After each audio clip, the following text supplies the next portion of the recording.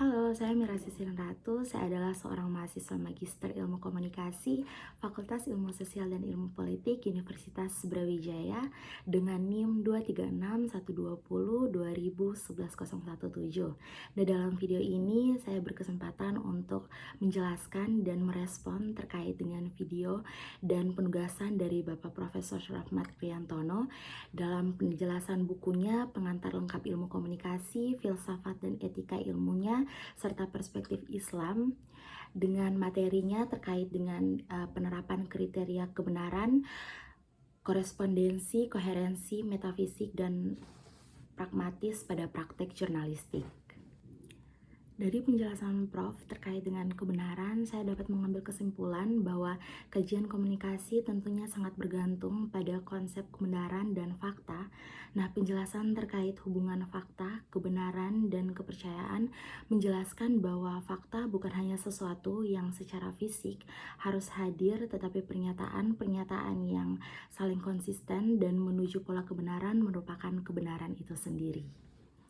Baik, saya akan menjelaskan terkait dengan yang pertama, bagaimana penerapan kriteria kebenaran, korespondensi, koherensi, metafisik, dan pragmatis pada praktek jurnalistik.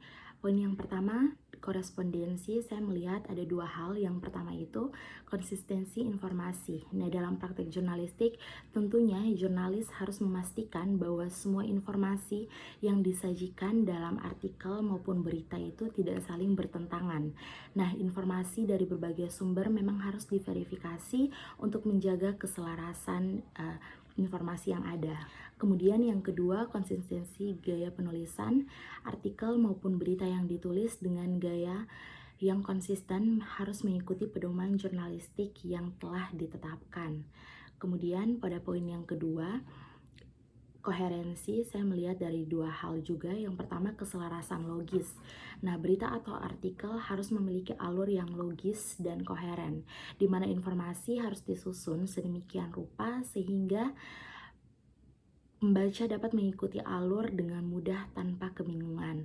Poin yang kedua, penjelasan yang jelas, di mana setiap klaim atau pernyataan dalam artikel itu memang harus didukung oleh fakta yang jelas dan terkait, memastikan bahwa narasi keseluruhan itu harus koheren. Pada poin yang ketiga, metafisik, saya juga melihat ada dua hal. Yang pertama, kebenaran fundamental. Nah, dalam praktek jurnalistik, penerapan kebenaran metafisik melibatkan pencarian fakta yang mendasari laporan tersebut. Nah, ini berarti bahwa mencari laporan tentang kebenaran yang mendalam dan esensial dari suatu peristiwa itu memang sangat penting. Kemudian poin yang kedua tentang refleksi realitas, berita atau artikel yang mencerminkan realitas yang ada, bukan hanya desas-desus atau spekulasi tertentu saja. Nah, sebagai seorang jurnalis harus mengejar kebenaran yang hakiki dan menyampaikan kepada publik. Selanjutnya, koherensi. Nah, dalam agama Kristen, ajaran tentang hari kiamat tentulah harus koheren dengan keseluruhan kitab suci dalam Alkitab.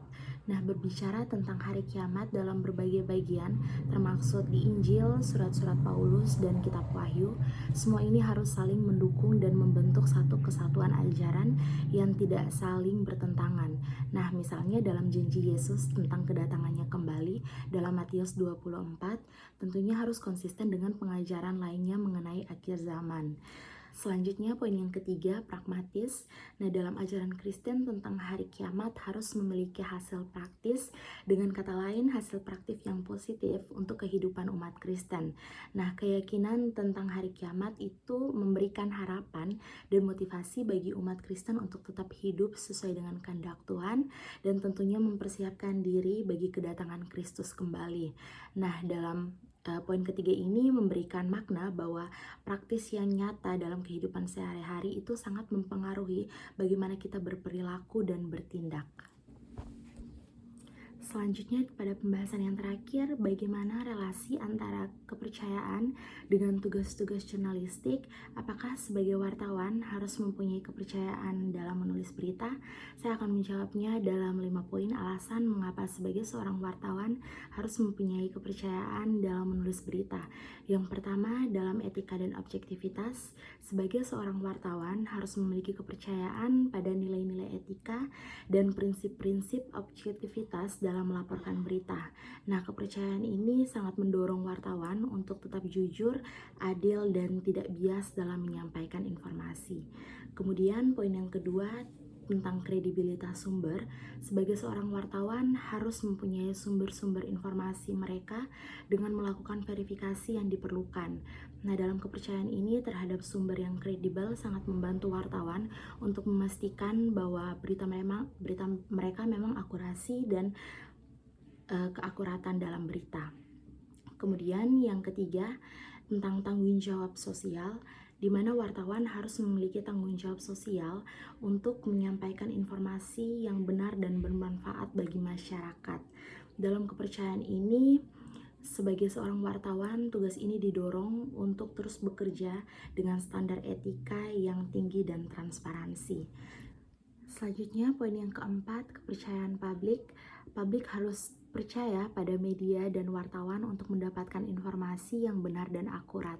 Nah, dalam kepercayaan ini, bagaimana publik hanya bisa dibangun jika wartawan terus bekerja dengan standar etika yang tinggi dan transparansi.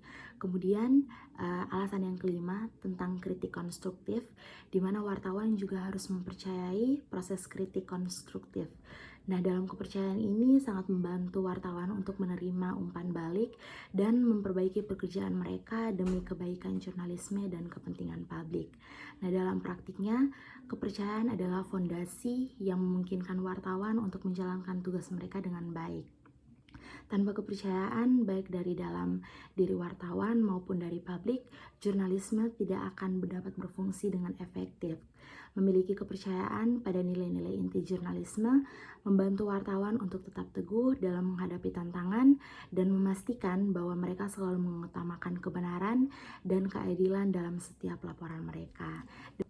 Demikian penjelasan saya terkait dengan kriteria kebenaran, korespondensi, koherensi, metafisik, dan pragmatik, dan tentunya juga kriteria kebenaran dalam perspektif ajaran Kristen. Terima kasih untuk perhatiannya.